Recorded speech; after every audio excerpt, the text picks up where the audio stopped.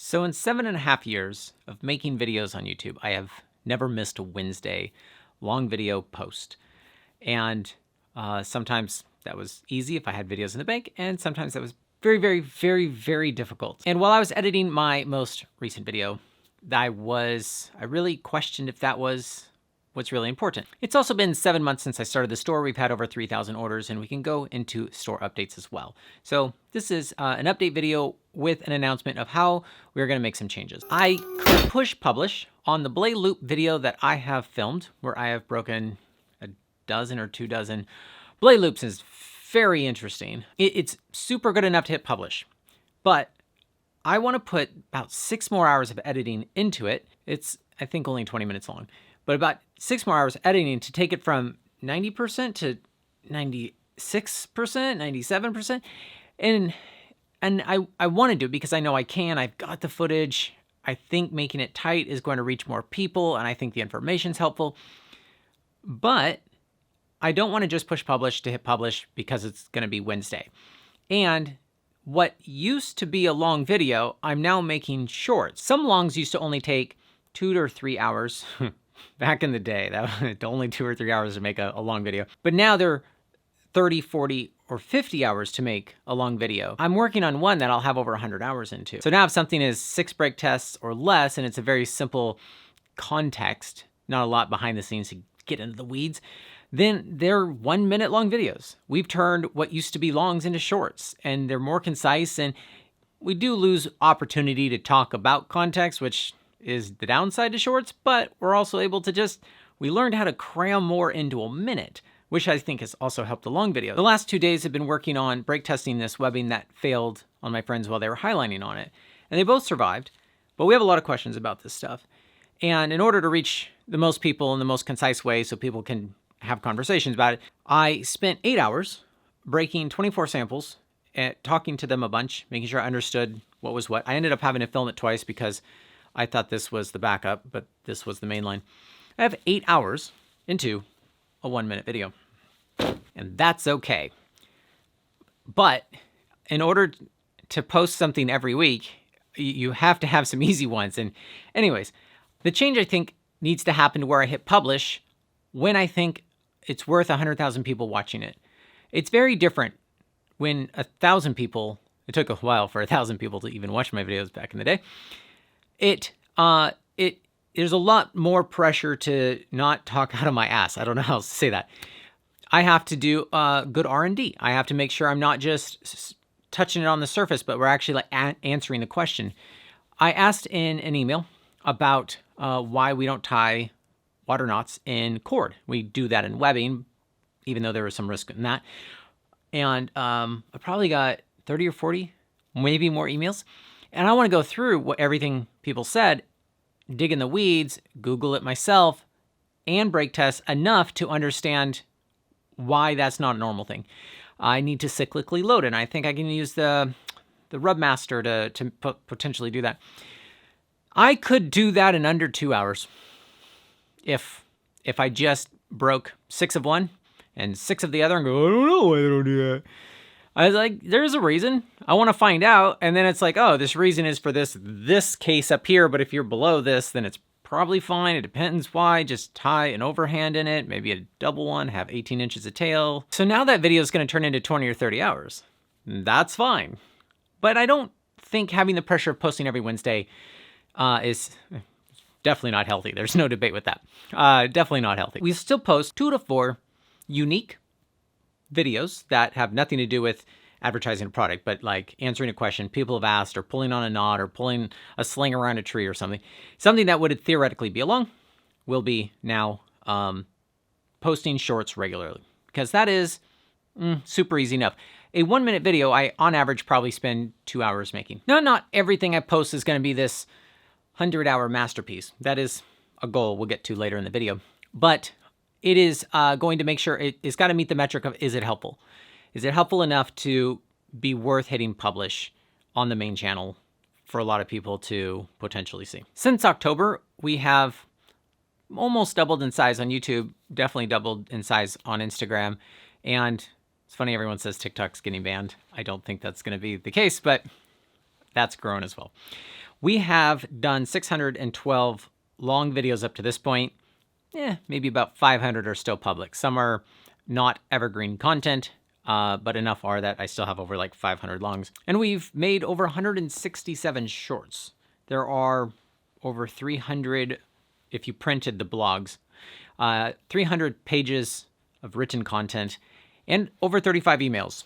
And the emails, I pretty much put as much energy into that as one of the chapters of the Bolting Bible or the Big Well Bible. If you watch the numbers every day, it's like watching grass grow. But if you zoom out and look back at it 6 months later, it's like, wow, it grows quite a bit. I think posting more and posting more helpful content more often does help the channel grow, but vague bait also does too.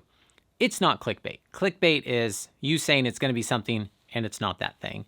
But if the more vague I am in a title and thumbnail, and it's a question and it's enticing, and if there's skulls and bones involved, like the video does extremely well.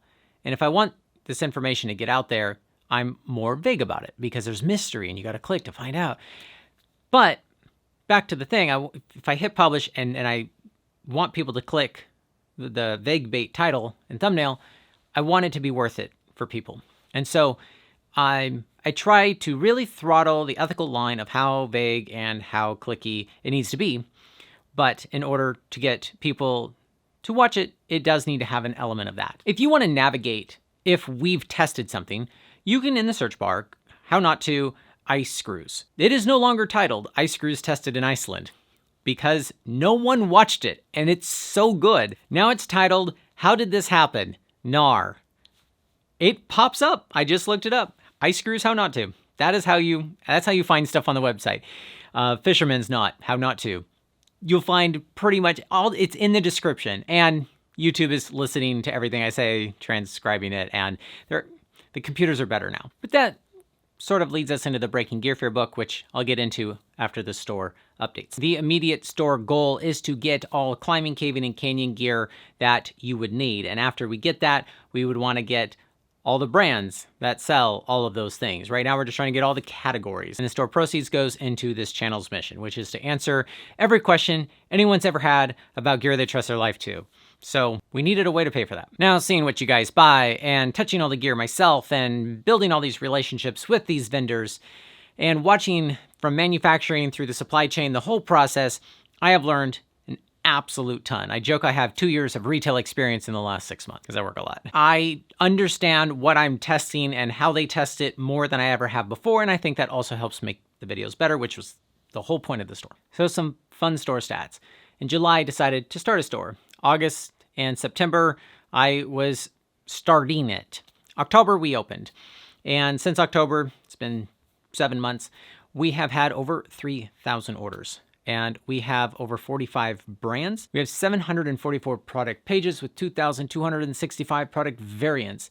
We sell 47 different ropes by the foot. We sell more than 47 ropes, but that's a lot of by the foot ropes to manage when you're dealing with partial spools and stuff like that. I have 3 full-time employees now, a 4-person web team. It takes about 25, sometimes 30 grand a month to pay the bills around here, which is vastly different than what it used to be. And I'm going to share a lot more of these finances in a separate video and only to people who sign up for my email list, because I feel like I can be a lot more open with people who sign up for the email, because I feel like it weeds out a lot of the audience for a 99.99% of people who are supporting the channel and are excited about us being successful. Because I don't want to give numbers without lots of context, and that is how I'm going to justify oversharing. When you sign up for the emails, you get access to the download page, and at the bottom of every Saturday email, you have access to that download page. And so you can go to the last email I sent you and click on that if you haven't seen it yet. Now, a couple things we've implemented since starting is the Or It's Free program. If you order something before 1 p.m. Pacific Standard Time, Monday through Saturday, it goes in the mail that day, or your order's free. And I want to be known to be very reliable when we ship. And when we do ship, if you're on the West Coast, it can get to you easily in 2 to 3 days, because we are in the Seattle area. And if you're on the East Coast, if it financially makes sense at all, we try to ship priority in order to get it there in 2 to 3 days instead of 5, 6, 7, or 8, whatever ground is. Anyways, we've also implemented a wish list. It's the heart next to the add to cart button in order for you to create a wish list. That doesn't just happen on a website. A lot of this stuff's a lot harder than it looks. Same with email notifications. Hey, is there a way for you guys to email me when you get that thing back in stock? Finally, yes. Now, if the item is out of stock, then you can put your email in the notify email thing. It pops up, you add that in there, and we use your email to tell you about that when it comes back in stock automatically, and then we lose your email. It doesn't sign you up for stuff you didn't want to be signed up for. We never sell our list. We take that stuff very seriously. But I've had many people ask about being able to get notified when stuff comes back in stock. That's not a super weird function. That also took a bunch of work. So we're getting a little bit better at the international shipping thing. We have free shipping to Canada and Australia over $1.99 Canadian and Australian dollars. And Australia is only about 7 days there, and to Canada, sometimes we can get it there in 1-2 days, depending on what it is. And other times it's like 4. Rarely is it 7 anymore. So the next step that we have not done yet is opening up to Europe, because I want to make sure that I do that right. But I expect that to be done shortly. So stay tuned, sign up for emails. We're also really leaning into getting all the hardware that a developer would need and trying to have a solution for every problem a developer will have. We're bringing in a lot of different brands. We've got Bonnier and Lapas, Romer, Team Tough, Titan Climbing Taiwan. And I think it's really helpful to have a nice variety of offerings for people trying to do and solve lots of different problems. And we won't be selling Fix anymore because Fix is not very happy with the fact that we're selling all these other brands. And we agreed to disagree, and he took his product back, and we mutually agreed on all this. And so we're no longer going to sell Fix, but we will have pretty much everything and more that they offered.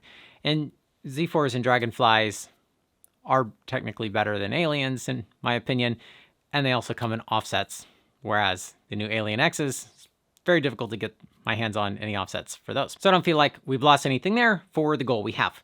But I also am trying to bring in miscellaneous tools that Climbing Taiwan recommends or other people do in order to also make developers' lives easier. We have the core drill bits. We also just got the 153 millimeter long ones, so long and short, and trying to just smooth that out. And ideally, it'd be nice to get some yabbers or a type of yabber in, yet another bolt remover, and maybe loan them out, rent them out. I don't know. Trying to help that community. Now, just like I accidentally attracted a lot of engineers to watch this channel, I also accidentally attracted rope access and rescue people watching this channel.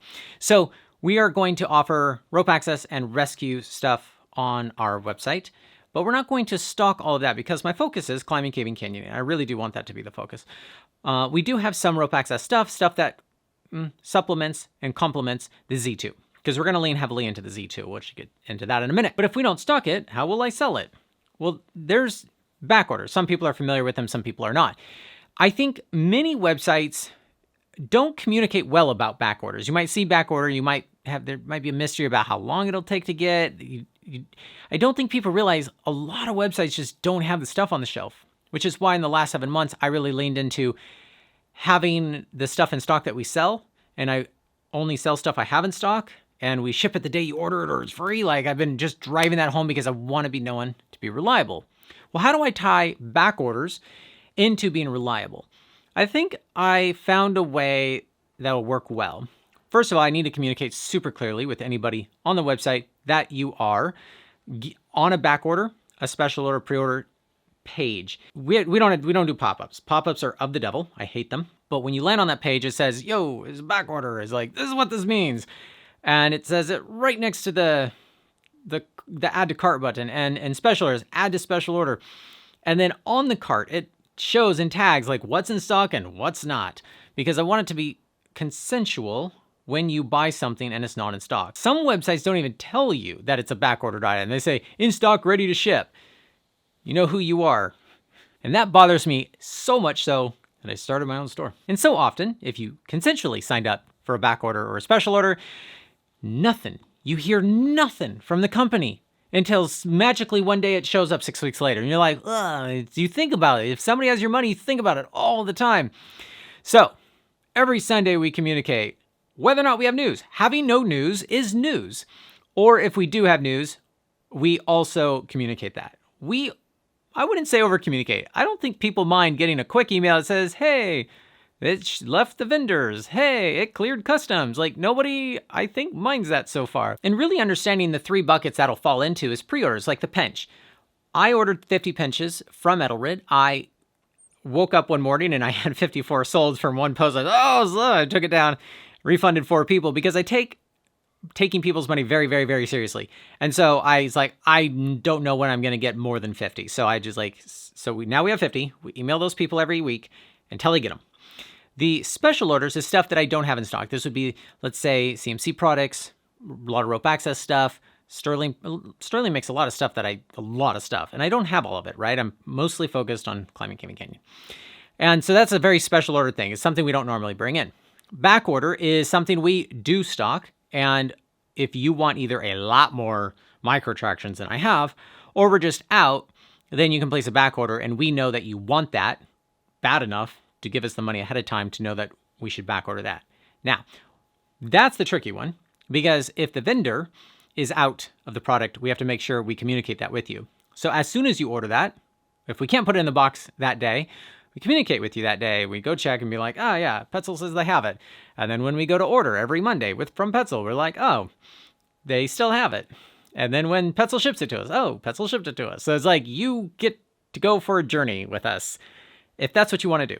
Otherwise, notify me when it's back in stock. It is amazing how simple a website could be, but like you can't do very much with that. And if you start to do these edge cases, it feels complicated when you're building it. I hope it doesn't feel complicated to you guys. Now, something we were fortunate enough to be a part of is being the distributor, as if being our new retailer wasn't hard enough, distributor for the Z2. Now, we are working on making this box available for people where it has all the replacement parts, the grease, the Allen wrench, everything, that you can, and a QR code with a video that would be very easy to follow. In order to replace the replacement shaft, the one wear part that's relatively cheap, the back of this, in under, ideally, 5 minutes. With somebody who's never even used this before. I want this to be very convenient, whereas the current options that are out there, the battery-powered senders, very expensive to fix, and they take a while, then you're down a tool. And so the one replacement part is like $7 or $10 or something. So what's neat is this solves a problem in the rope access community or arborists or rescue that isn't really being solved in the same way. So it's kind of fun to be a distributor for something like that. Now we can get into the weeds of whether or not the Millen 2.0 or the Ronin or any of the other devices that are coming out are anything like this. They're not, in my opinion.